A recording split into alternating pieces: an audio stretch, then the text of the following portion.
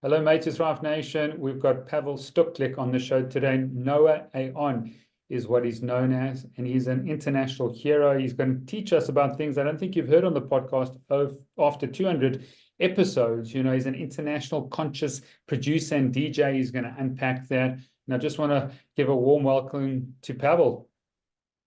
Thank you so much. Super honored and grateful to be here. And thank you for what you're doing in the world, because I don't think there is anything more important than opening up this educational portal that inspires others to be better. Brilliant. So tell us exactly what an international conscious DJ or producer is, because I think people are going to want to ask that and understand what that is before we get into the show. Yeah, so I've been kind of a multifaceted being, avid seeker of truth my whole life, and I've traveled the world to seek what is truth, what is love, what is being healthy, because we are all grown up in a society that tells us what to do, when to do it, and how to be packaged, and how to be a good citizen or Christian or whatever it might be. And I've always questioned that. And so in this process, about 8 years ago, I went into spend 10 days in darkness for the first time. And I was in the middle of Thailand with no food, so it's just water. And it was this deep cleanse where I just wanted to leave my cell phone behind and understand who I am. And I walked in there as a busy entrepreneur running all these companies in US. And I walked out of there as a changed man, somebody that literally sold pretty much everything, decided to live in service. And in that process, I rediscovered my passion, which has always been music. And so many of us kind of have a passions and maybe sometimes use them, but forget how much it makes our heart sing. And for me, it was dancing, it was, house music, it was EDM back then. But when I got out of the dark room, I basically started learning how to produce music, how to become DJ. And I was a DJ back in Czech Republic, where I'm from, when I was like 13, 14 years old, but put it on a back burner. And for me, in that space and time, I also discovered my purpose, which was to live in service, to share education and workshops, retreats with others. And then I also rediscovered legacy, which is how I make means in this life with living in purpose and your passion.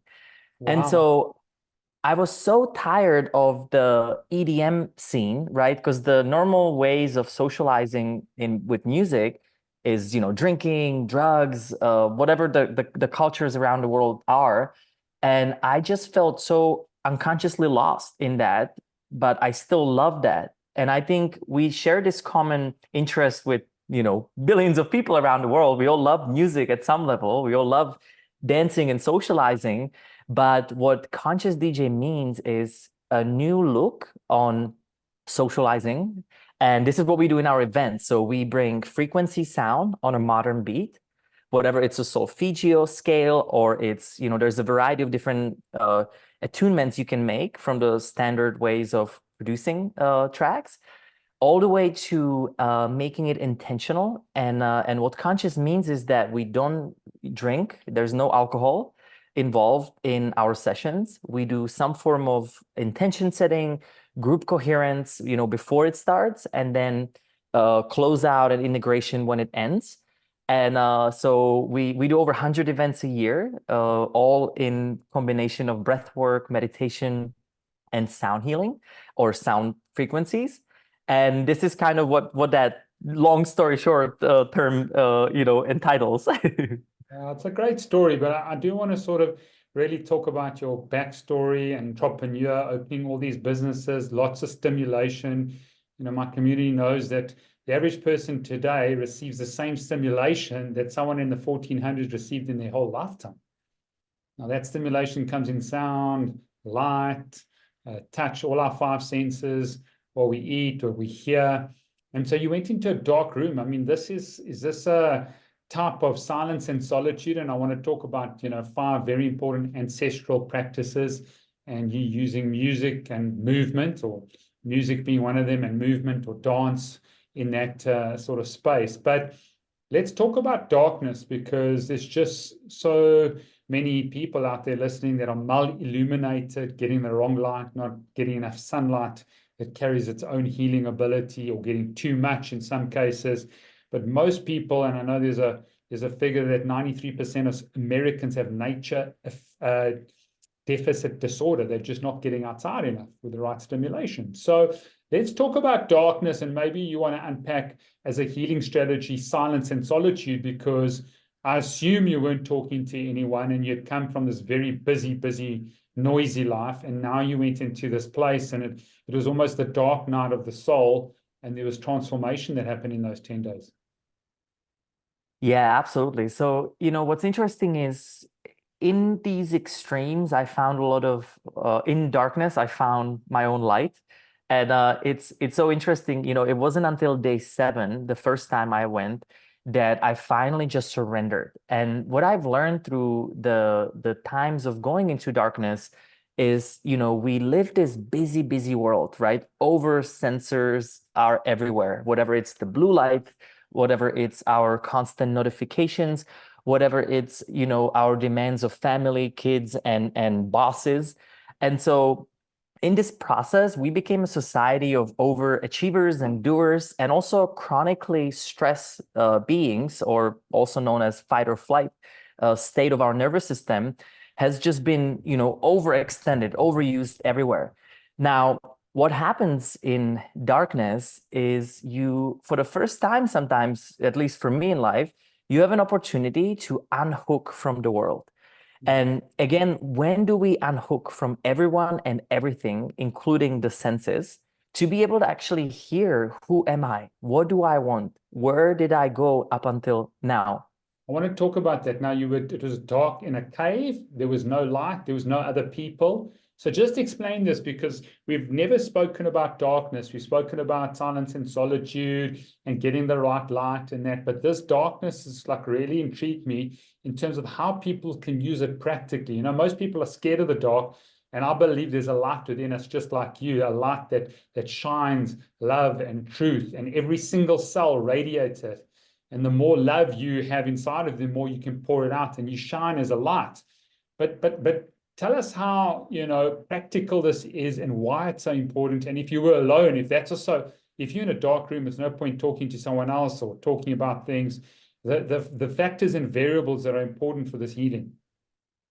Yeah, absolutely. So I'll go down to the practicality of it. So darkroom historically has been around for thousands of years. There is an ancient traditions in Colombia, for example. I think it's called the Kobes, but don't quote me on this. That have they literally have selected a certain amount of individuals or kids that up until they're 21, they actually stay in darkness. They just remove them out of the darkness enough so they don't use their eyesight. And they call them the ones that know, the ones in their knowing, because they become the wise ones for the tribes, because they have no physical experience. So everything is metaphysical or psychic or however we call that. Now, there's a variety of different dark rooms around the world. There are some that are individual, that are just, you go in there for anywhere from 3 to I think 7 days. And usually you get food in these, and you're just there in silence, solitude, and darkness, right? These are fantastic for some, but it was not what actually attracted me. I went into a dark room with a gal called Jas Muhin, who ended up becoming my mentor in life. I've become ambassador of peace under her program and protocols and teachings because of this amazing truth and practices that she shares with the world. So it's a very unique dark room. It's actually a initiation into something called source nourishment or pranic nourishment. And just for the record, this wasn't why I originally wanted to go there, but she teaches you how to solely be nourished by prana as a source. And so, there's the different energies that you can observe and that you can be functioning on. But there's about 200,000 people in the world that do not eat any physical food as a need for calories. They are solely living on light or prana or energy. And this is a very far out there concept, and I don't think we can even comprehend it until we have the feeling. But in this process, so she teaches you all throughout the day different practices how to do that. So the first day, it starts with about 4 different meetups. There's a morning group meditation, there's a midday meditation, there's an evening, lecture-ish, like with questions. And you have the choice to either be completely silent if you want to, so you don't have to speak, or you have the option to ask questions at a different, times. There's only water and optional juices for people that want to opt in to that. And then the rest of it, you're basically tapping into your source. And as the days progress, this is a 9 days and 9 nights exactly. You get an extra day to adjust before and after. So technically, it's like an 11-day total. And then essentially, in the actual process, it takes about 4 to 5 days to start seeing massive doses of light. What she believes in is that this is when we start releasing DMT out of our system naturally, because our pineal gland gets completely cleared because we're not stimulating it with any other lights or blue lights in our environment. Now, by the time you're on day 6 or 7, the amount of insights, connectivity, and energy you have, it's insane. You probably sleep like 2 to 3 hours a night, and you just like it's really incredible what you receive when you just take a pause with food, in general, because of how much of an energy demand digestion, has on us. And by the time and obviously, so the hardest part for me is a monkey brain. There is nothing, the physical part, whatever, the even the emotional attachment that used to be hard for me, emotional attachment to food and light and stimulation. But man, the mind is, I don't want to curse, but it's something to really look into, because I've learned, if there is something toxic in our world, it is the way we believe what our thoughts are telling us.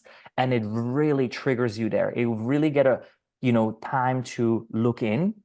And I usually spend the first few days looking backwards. So what have I done past year? What have I been proud of? What do I want to, redo?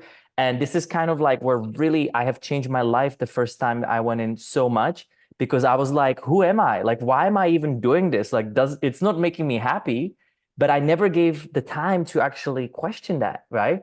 And then usually the last few days, I focus on the future. So what do I want? How am I going to put this thing into motion? Like, I'm not going to be the same, obviously. Why would I go here if I am not going to change? And I went 5 times now. So I've spent over, or just about 50 days in darkness. And it's become my yearly reset. And once a year, I go in and look into my life situations. Oh, wow. So let's make this practical, because we do a lot of corporate work. I've been a physician for 25 years, been, using functional medicine for 17 years, been a doctor of Chinese medicine and acupuncture for over 20 years. I understand frequencies in that. I understand radiation, which I want to get into later in the show. I mean, you stay in a big city, you don't even realize all the stimulation that's smashing your body the whole time, from Wi-Fi, from, all these cell phone towers. People don't understand, just the stimulation on the nervous system the whole time, whacking you. So if you get out into nature, and do you go into a dark cave, or do you have to find someone to guide you? And how often should people do this? I mean, if you blindfold yourself, and you get into a Faraday cage, I've got a sauna that's got a, it's totally like sheeted. You can't get any Wi-Fi or any radiation in there. And if it's dark, I mean, make it practical for someone who's out there in a modern day world, maybe a corporate executive or very influential leader. How can they do this on a weekly or monthly basis, or do they have to go on the retreats? So it all depends on the purpose. So I'm working on a darkroom concept for US right now, to have it and be it more practical, to your point, because I think the ideal like time that more people will be willing to do this is the three-day mark, something that's like Friday, Saturday, Sunday. Now, I think some people have it, but most of them are sold out, or you have to follow certain, protocols. But when it comes to darkness, so, for me at the house, I actually have a dark room that's just like my meditational, drop-in. But there is something about the timing of this, because it's always so intriguing how there's different phases that come, throughout the darkness. And every 2 to 3 days, there is like a new uh, energy that you are dealing with. And so what's interesting is, like, if you don't come in fully detoxed, you spend the first 3, 4 days just detoxing. And this last time I went, I didn't have time to do the proper preparation, like last year, for example. And I was suffering the first 3 days, sweating, just like, even just like quitting coffee. Imagine how many of us drink coffee every single day. And so just try to go off of coffee for 30 days and let me know how that feels. Yeah. So it can be tough. And that was one of my intention this time. I really wanted to go in and see if I can shave off all of the need for supplements, all of the need for other things, because so many times, we keep on reaching outside for help. And so the darkness really guides you and, allows you to go in. Now, once a year, I highly recommend this, but really once a lifetime. So anybody that just really wants to regroup within themselves, do you have to go to darkness? Absolutely not. I mean, you could go and rent a cabin, right, in the middle of South Africa, be in nature and silence and stillness.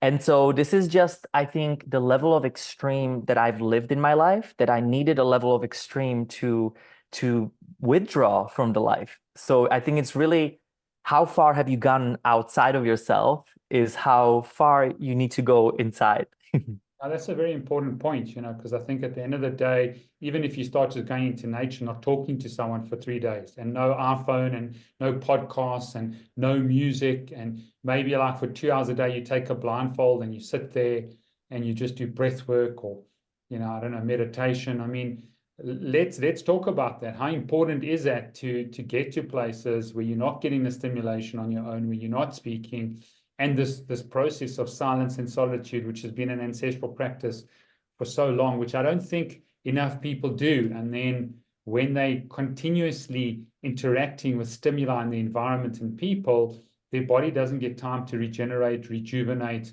for them to really, understand who they are and why they exist. No, absolutely. And this is really what my why for life is giving people practical tools, because I think in this DNA age that we're living in, everybody really has to find their own tools that work for them. There's so much out there that is there for us. And, for me, it all goes back into a lifestyle. The way we spend time in life is what determines our energy frequency, how we're showing up, and do we have energy? Do we have a good sleep? And so I've actually built a very simple protocol, so to speak, of how you can, dive into these different, aspects, as well as an 8-point lifestyle that I live, that helps me kind of keep this journey through self-transformation going. Sure. Now, what have Darkroom taught me is something called a process of unhooking. And so, to your point, is I've broken it down into a simple segments. So first thing in the morning, every single day, the first hour of the day, I don't go on my cell phone. I go straight as soon as I wake up. I do go into my morning ritual, my morning routine. And generally it's a breath work, it's meditation, it's visualization. I look at the outcomes of the day, how and where I want to go. I also, because we are prompt, if we don't go straight on our phone, we're prompt to be in the theta brainwaves, more of that flow state, which allows us to have these insights, right? To look into more of the creative side of things.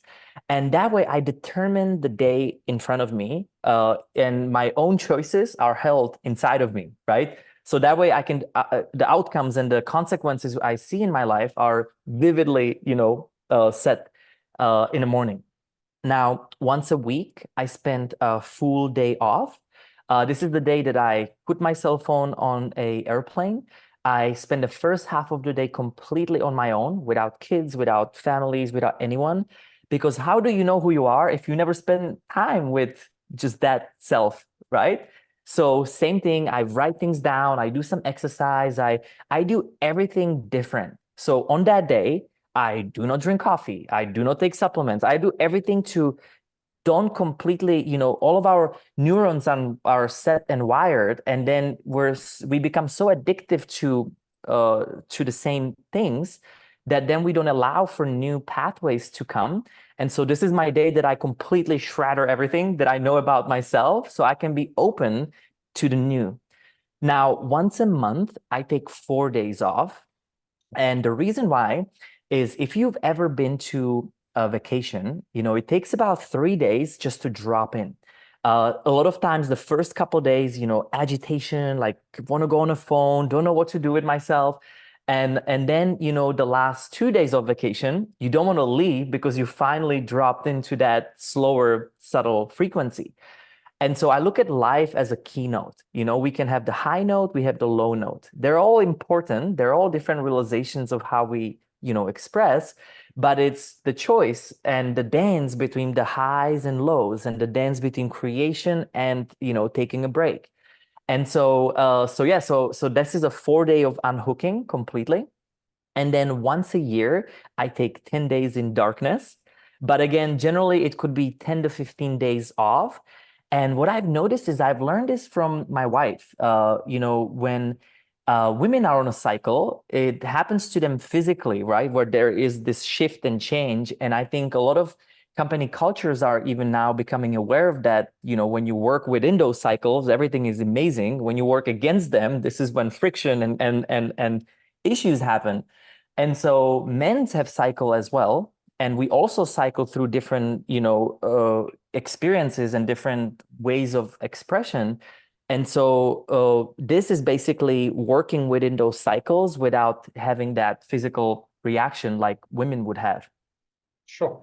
What a great process. So it's like incredible. You've broken it down to daily, you've broken it down to weekly, once a month and once a year. Fantastic. I think that's just practical. Now, I mean, just you saying that you're a health legend, I like had goosebumps all over my body because I think you're living a life of not getting all the stimulation, all the stimulation that people are so used to from all their devices. So is this really practical? And have you got any stories of people that have implemented, obviously you, the legend and the teacher, but just give us like one or two quick stories, maybe a female or a male who had significant health problems, and then they instituted silence and solitude, and not to your degree, but their lives dramatically changed. I mean, people are trying to change their lives with exercise, and they're trying to change it with fasting, and they're trying to change it with supplements, and they're trying to change it with nutrition. But they're not going on a fast and getting the yin and the yang. I mean, I love your high notes and low notes. If you're a doctor of Chinese medicine, you understand you need both.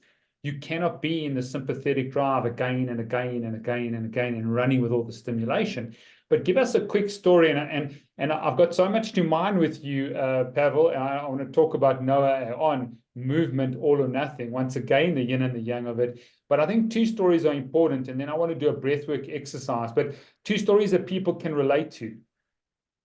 Yeah, absolutely. So, I will tell you a mother from Egypt. It's a personal client of mine that I work with. And, she came with paralysis. She came with autoimmune issues. And so the way I got into this was through Epstein-Barr, chronic fatigue. And I was sick every 2 weeks, which is what led me into this, health journey, just to start this with. And this is why so many people come to me with that same autoimmune issue.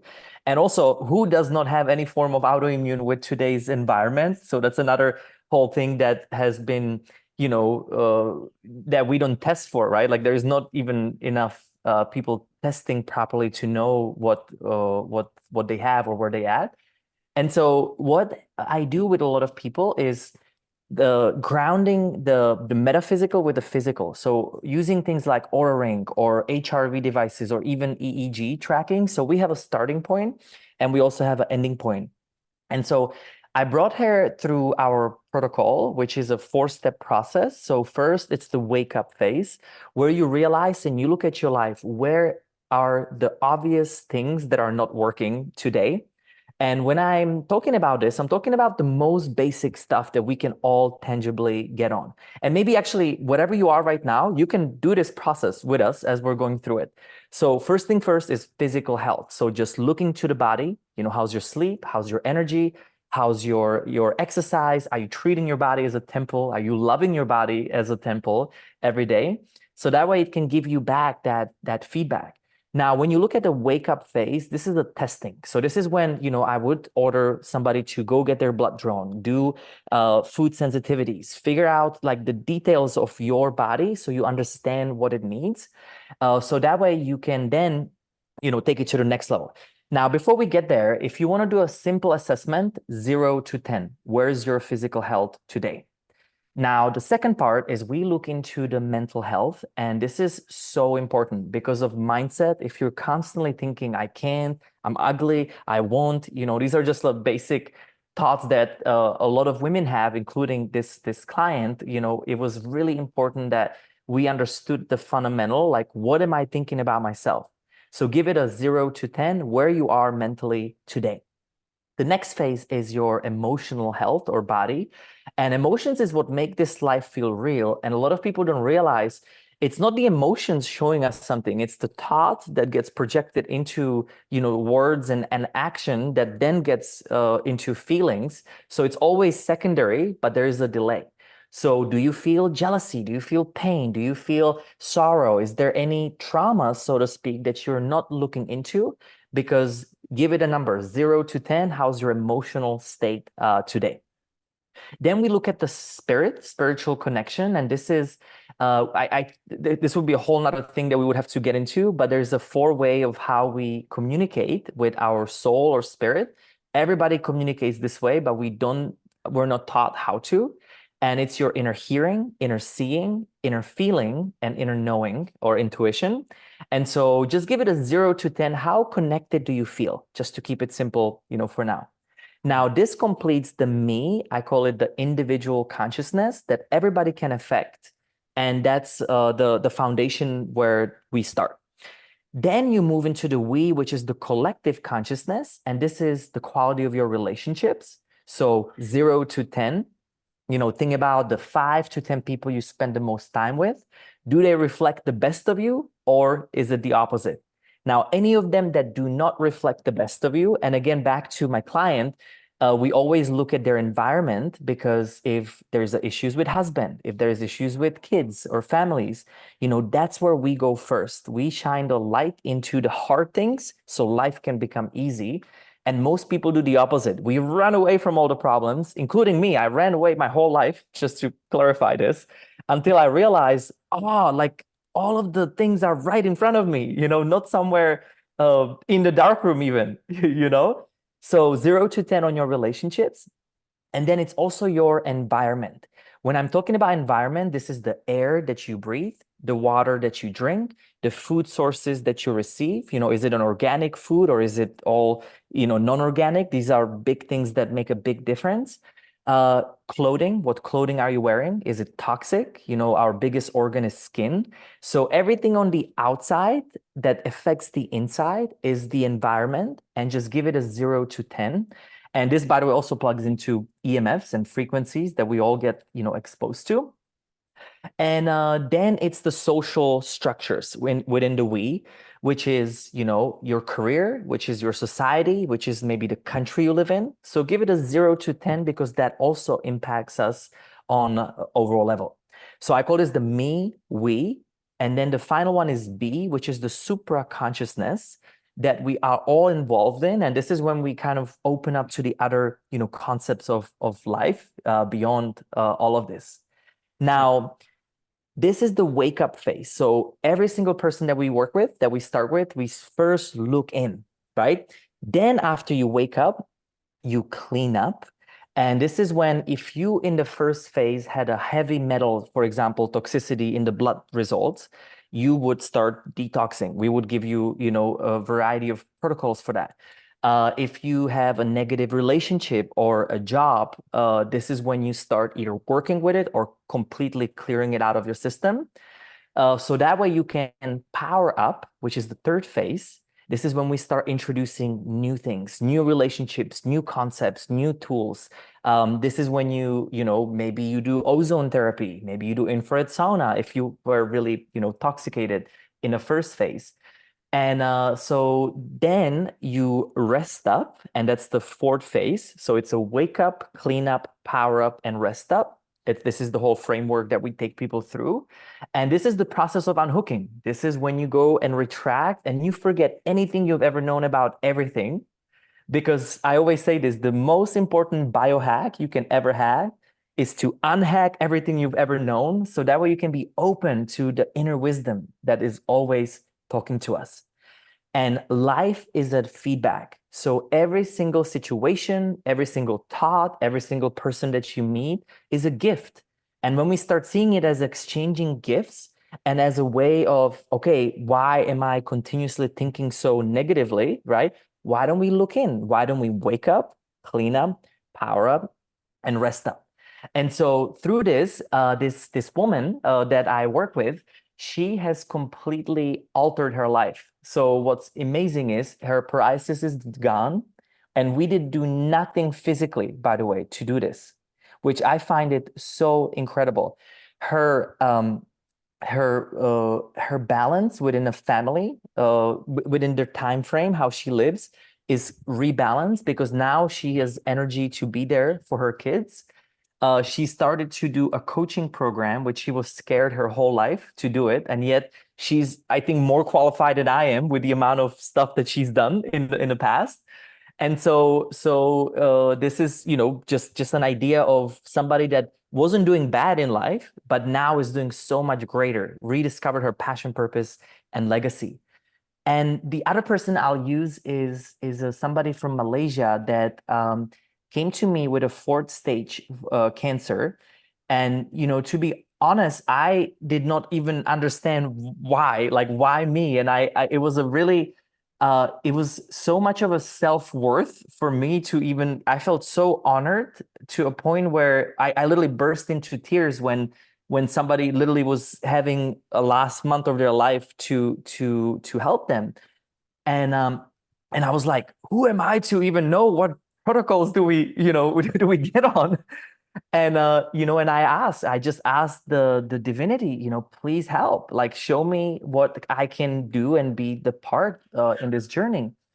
And I basically what came to me was, what is the last time that you have dreamed? We stop dreaming in our life and we forget that our dreams are meant to be lived. And so we start thinking about life 5 years from now, 10 years from now. What would life look like as a fully lived life of achievements? And then we work backwards on this. And it's so weird because I've never really done this type of, concept with anyone.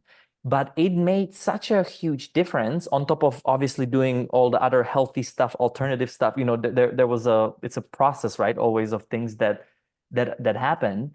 But about 3 months later, this woman completely was clear of cancer.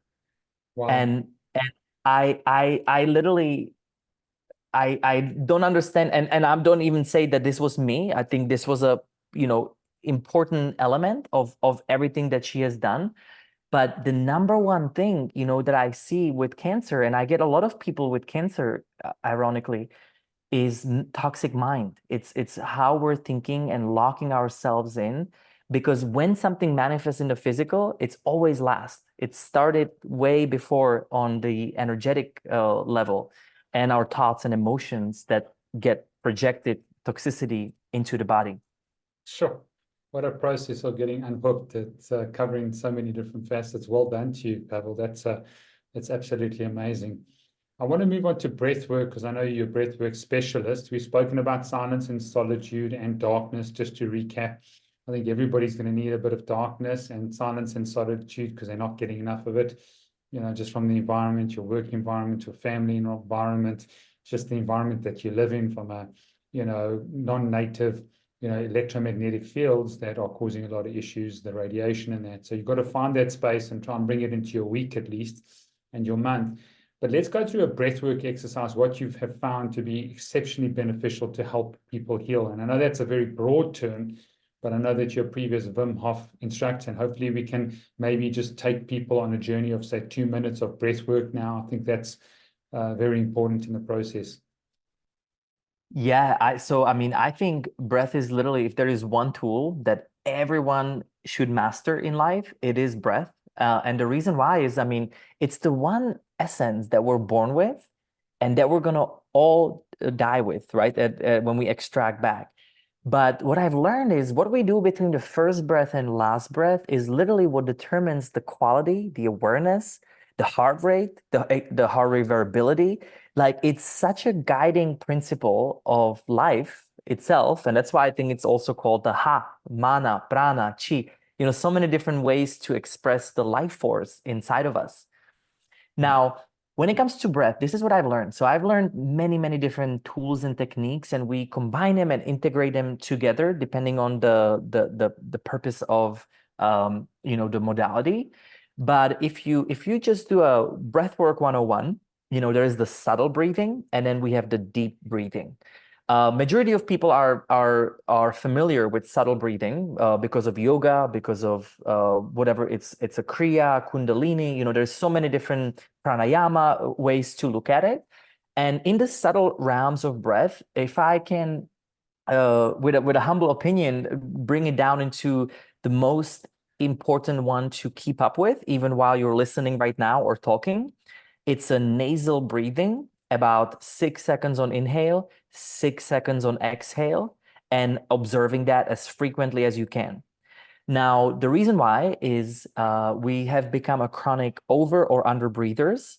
We breathe either into our bellies or into our chest. So with breath, it's important we use our diaphragm and we extend the breathing. So that way we can increase our heart rate variability.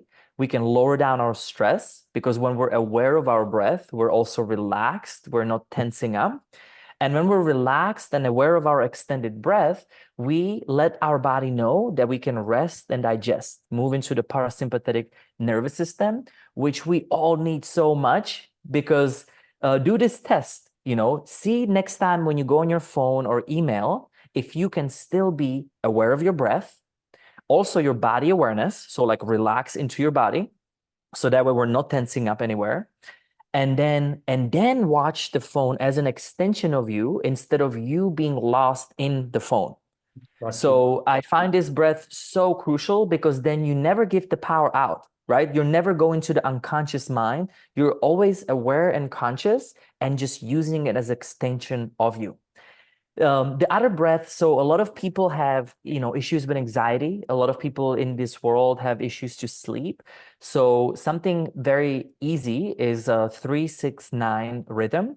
So you inhale for 3 into your nose, you hold your breath for 6, and then you exhale out your mouth for 9. And essentially it's been proven, and there's variety of this. There's like the 4-7-8. There's a different numbers you can play with. And play with it. It's fun to find your own frequency. And I like this because it comes from the Tesla code, and there's this whole numerology aspect of this as well. And essentially, it helps you move into the parasympathetic nervous system within just the 3-4 minutes. It's a very quick and easy hack. The other thing I would say is anytime you're stressed, anytime you're going through a lot of situations in life, or you're going into an ice bath, right? The ultimate stressor, test is, can you stay cool and relax while you're going through something so immersive like cold therapy? And so that is a doubling the time on exhale, or simply focusing on as long of an exhale extension as possible and relaxing into your body. Because again, you're telling the body you're safe, you're okay, you're fine. So that's the subtle breath.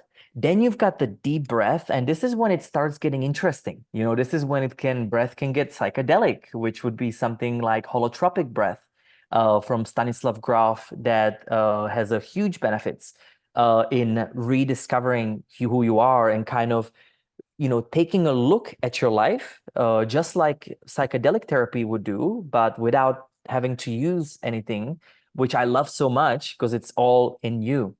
Now, there's also power breath, which is when you start working with holds and squeezes.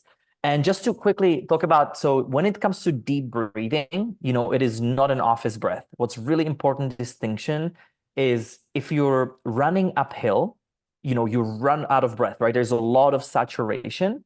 And so that's what you do when you're, breathing deep. And then, of course, you've got the Wim Hof breathing, which is a retention breath.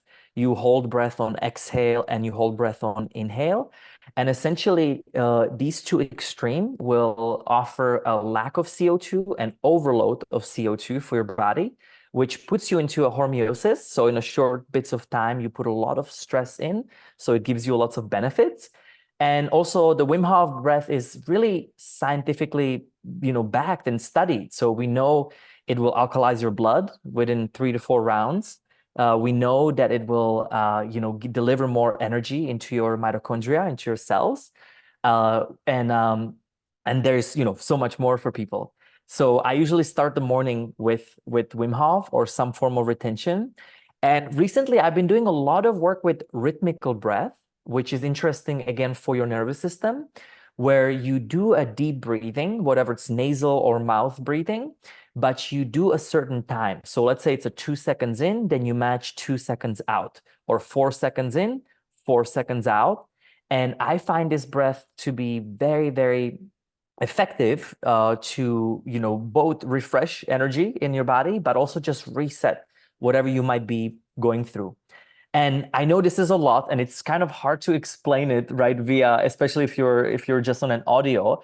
So I think we'll gift a on-demand library with over 80 hours of recording, so that way all that we're talking about, you can do it from the comfort of your home.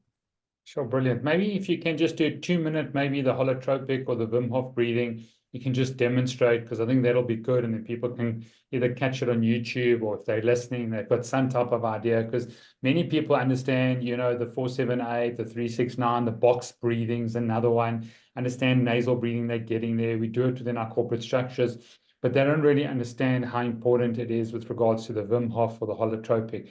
Can you take us through like 2 minutes? I think that's important. Yeah, 100%. So what we'll do is we'll do a system reset exercise, which we teach, which is a very simple technique.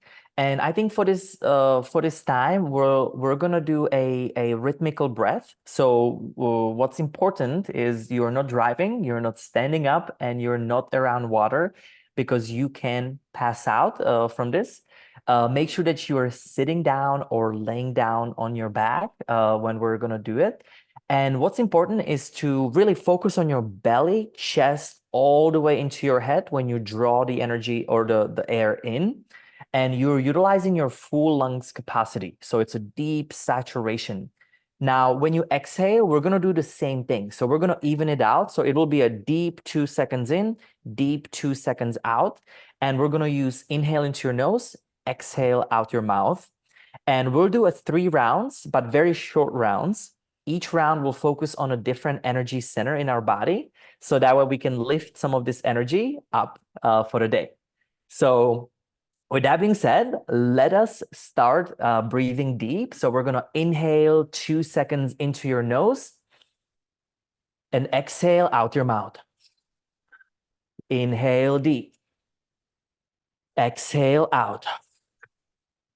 Continue breathing deep, focusing on 2 seconds inhale, 2 seconds exhale, and close your eyes just so we can go deep inside of your own body's energy. Now, as you're breathing, I want you to really start focusing on lifting up the energy up to the top of your head and then down to the base of your spine. And as you're breathing, start saturating, start thinking about anything that you want to release. So with each inhale, you want to draw the energy in. With each exhale, release it back down. You can imagine even Earth just dropping anything unwanted down. Now, for the next few seconds, we're going to actually bridge into a 1 second in, 1 second out, but keep that deep saturation going.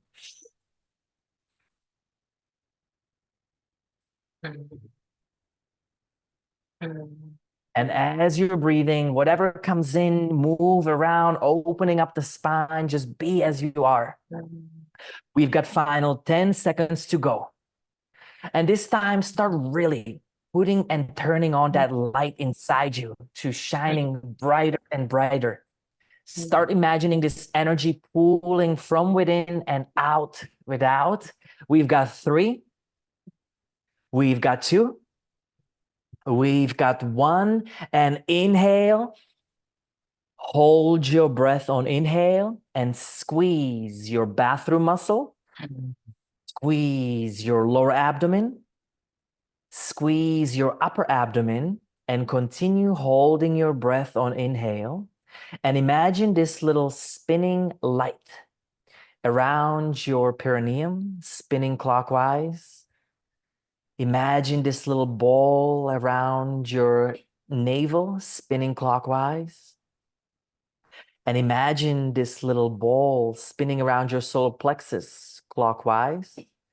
And as you're holding this, squeezing it, just imagine this drain at the base of your spine, dropping anything down back to earth. Any stress, anxiety, fear, anything that doesn't belong to your day.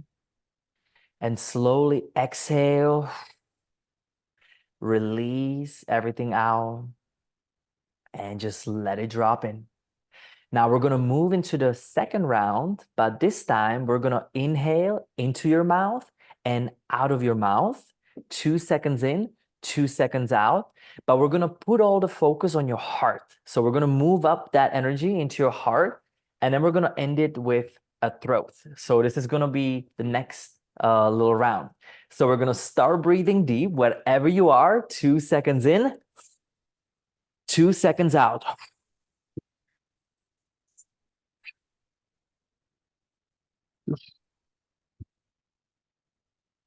Continue breathing deep, but imagine that you're opening up the door in front of your heart, back of your heart, side to the left side, to the right side, up and down, so you can feel.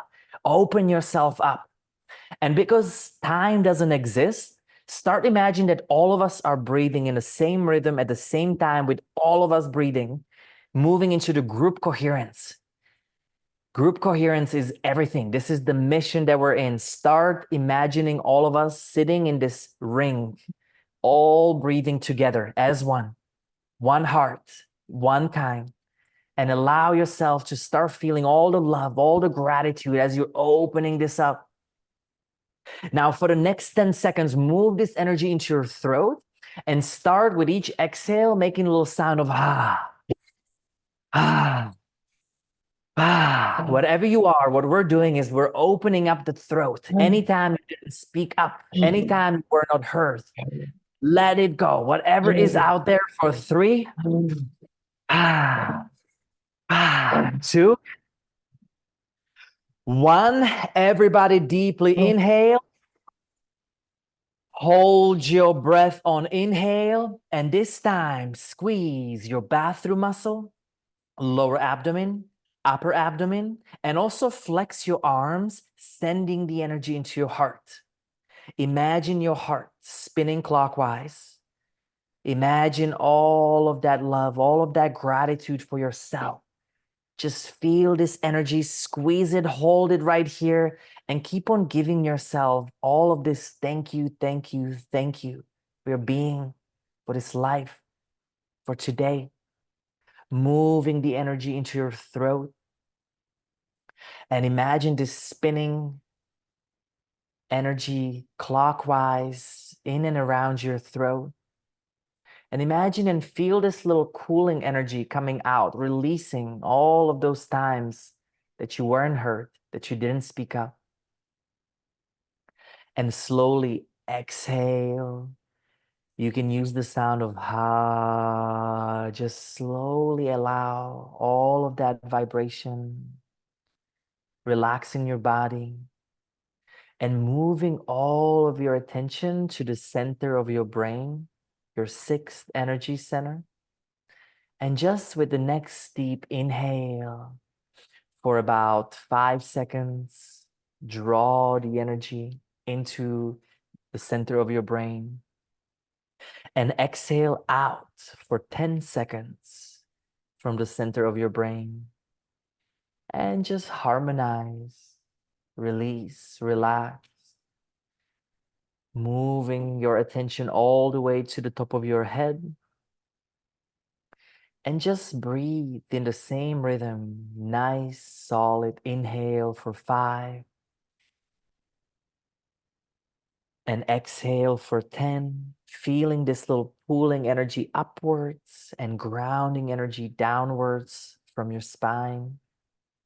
At the same time, tuning into all of the energy centers and whatever else you want to add in for today, for the ultimate next hours or days and months. I always like to end it with just embracing and cultivating this feeling of acceptance of I can, I will, I have. So can you. Thank you. Wow, wow, wow, wow. Everyone listening and watching on YouTube, I had tingles with the first set in my arms and my legs. This absolute sensation that was just drawing upwards into my sort of head, and the tingles and a slight sweat and almost a very dizzy type of surreal feeling. So this has been extremely, extremely powerful. And I've done a lot of breath work, but just something going through this, which probably you can, I don't know how long it was, maybe 5 to 7 minutes, somewhere around there, that you can do in the beginning of your day, your end of your day. Obviously, we're going to put that resource. You said, how many videos are there, NOA on? There's over 80 hours. So you can literally pick from 3 minutes all the way to 2 hour full-blown journeys. And those are fun for the weekends when you really want to explore. But that's, I mean, when would you suggest someone does this? I mean, I've said morning and evening, but, I think it's incredible how it sort of causes an absolute just sensation all over your body and a relaxation. 100%. So, I would start the morning, every morning with this because that's something that will alkalize your blood. It will give you energy. It will give you focus for the day. But then, let's say that you have a hard day, somebody yells at you or somebody crosses in front of you in a car and you get all tensed up. Then I would just do 2, 3 minutes. Like you could even do just one round like this, and it makes an instant, change, instant difference.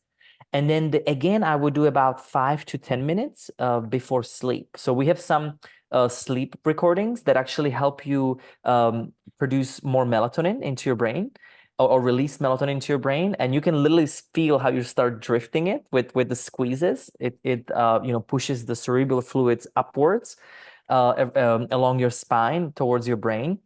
And essentially, it's fantastic for sleep as well. So I live and breathe just like all of us, but bringing the conscious mind to it is the key. Brilliant. Now, I know we're coming to the end of the show, but I just love my music. I've got 18 tracks that are at a certain rhythm, a certain beat, some with lyrics, some with not lyrics. If I've had a very distressful day, or I've had trauma or insults, having seen patients for 25 years here and never missed a day's work due to sickness or ill health in 25 years, I absorb a lot of people's energies where they're at. I'm doing therapy and counseling to try and make sure that I'm releasing a lot of the pain, the dis-ease that I receive, that I carry with people and walk with people.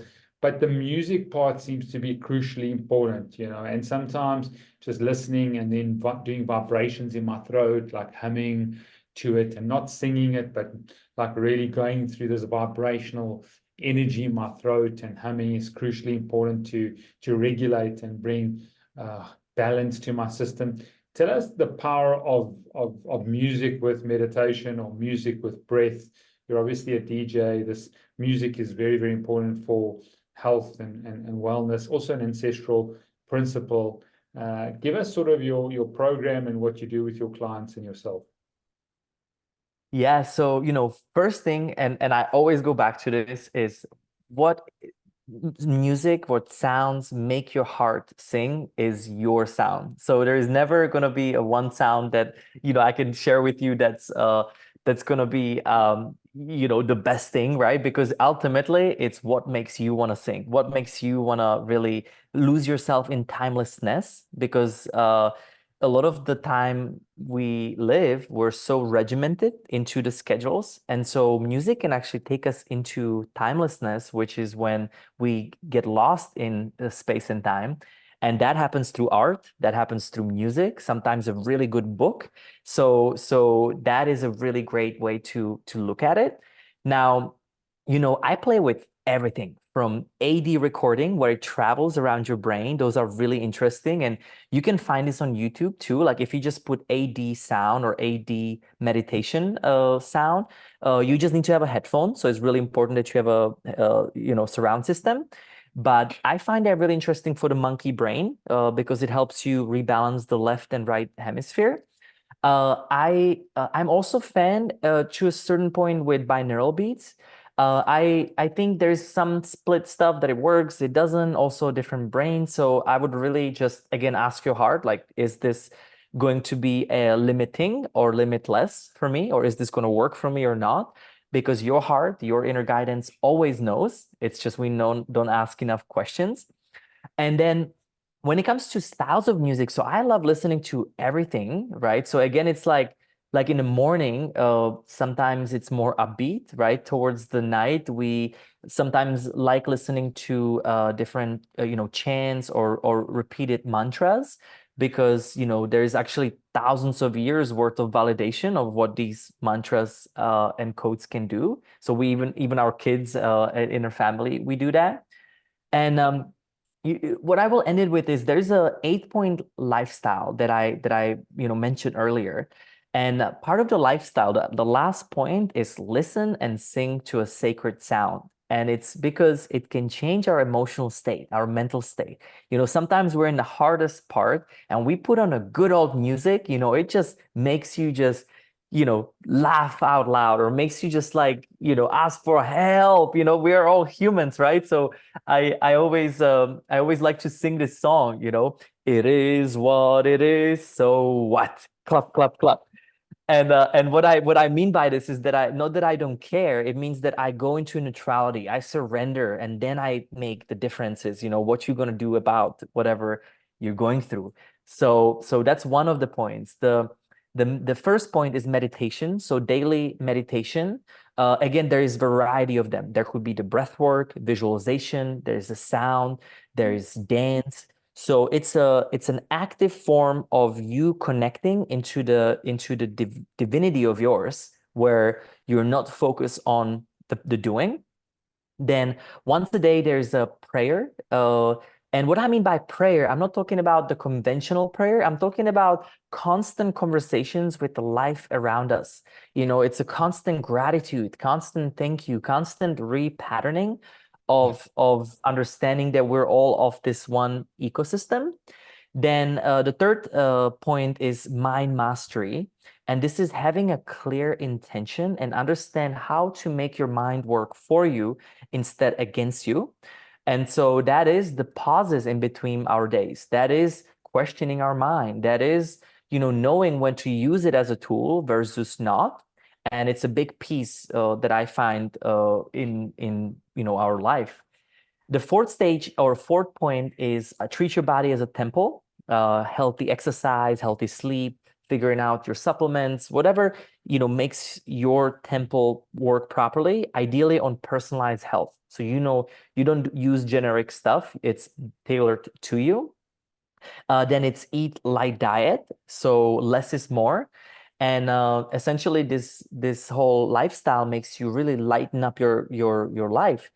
And for me, I find it that liquid diet with about a full meal per day has been really something working for me. And but it happens over time, right? Like we start eating less of the dense food and more of the lively, healthy, organic, local, food. So that's that. Then we've got stillness and silence in nature. So coming back at least once a day earthing is a huge piece. So, exposing your feet, your hands into earth, it can discharge all the harmful EMFs and many other things in our life. It just brings us into the subtle frequency. And this could be a form of meditation, but I like to take this time to be in silence. So no phone, no listening, just hear the birds, hear the trees. There's a beautiful knowledge we can start having with the wonder. So that's that. I'm wondering if I'm missing one. I think I am, You're but on seven. I think you're on seven. I think there's one more. yeah. So what did I not say? So then uh, understanding education, creativity, and relationship. So every single day, in that the last point is that I spend time on receiving new information, new inspiring stuff. And this is when, what I was saying at the beginning, podcasts are such a great hub for that. But in that same time, I write this down and I create it into an education. So in the same moment, I spend time to be able to right away rewrite it as to how do I understand it, because then you never know who you will teach it in your own words. Because everybody that comes to you, no matter who you are, you have things to share. Everybody's exchanging gifts. Everybody has communities that want to learn from you. This is why we're all together. And so, always treat all the information as if, how am I going to then exchange the gifts with others? And then the final part to this one is spending time, quality time with human relationships that have no rewards attached to it. So this is when we give without a reward our precious time spent on these things. Sure. Brilliant 8 points, well summarized. You've done a deep dive. I see you've thought about this, you've refined this, and incredible work that you're doing. I'm sure you're impacting millions of lives just because of this online space and education. So well done to you. Where can people connect with you, Pavel? Stuchlik, NOA AON are probably the areas that you can connect, but maybe just give people your handles or your websites or your courses. Absolutely, yeah. So it's noaaon.com. NOAAON.com is our website, and the NOA AON official is our social media. Essentially, so we'll send you all the free libraries. So that's like the best way to start. And then, like I said, we do over 100 events a year. So we do anything from retreats, workshops, immersive experiences, as well as we're launching a live series. So for those people that don't have the time or spend to be able to meet us, but check out the city where you're from or message us if you want us to come, because we also, so many times we go by where we're being called. And so it's always beautiful to do it that way. Brilliant. Just as we come to the end, I know you've been to South Africa. Tell us about your retreats or when you're coming again. I think about 50% of our listenership is in South Africa. We've got like 40% in the US. So we'll put all those links in the show notes and that. But when are you back in South Africa? I don't know.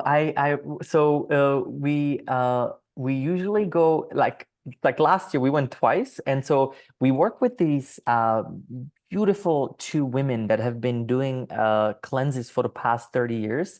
And what they do is they work with iboga and ibogaine, but in a very modern and gentle way, because a lot of the stuff can be deceptive in this world. And what I love about their cleanses is they use infrared sauna, they use niacin, they use like very much modern, technologies. And you don't have to do the full iboga cleanse either. They use a variety of detox cleanses. And I think that's something that, if anybody's interested, just email us. And we've been helping just really refer people to these women because they are in South Africa and there are people that we go to learn from ourselves. Brilliant. Thank you so much. I just want to just declare favor and blessing over you, Pavel Stuchlik, NOA AON. You're courageous. You've got an incredible calling that you would rise up like an eagle, that you would just fly, and just the transformation you're doing in people's lives is incredible. You are a man of service. I see that. If you check out the YouTube, this man has got vitality, zest, zeal. He's almost got a permanent smile on his face. I know that's not probably always there because he understands the yin and the yang of it. He understands the music, the sound and the lack of sound, the stillness, the light and the darkness. And this is what is so important about life, using, you know, both spectrums of what we've been given in this incredible world that we've got. So thank you so much, Pavel Stuchlik, NOA AON. Just want to just say thank you so much. Thank you. Thank you so much. It was an honor.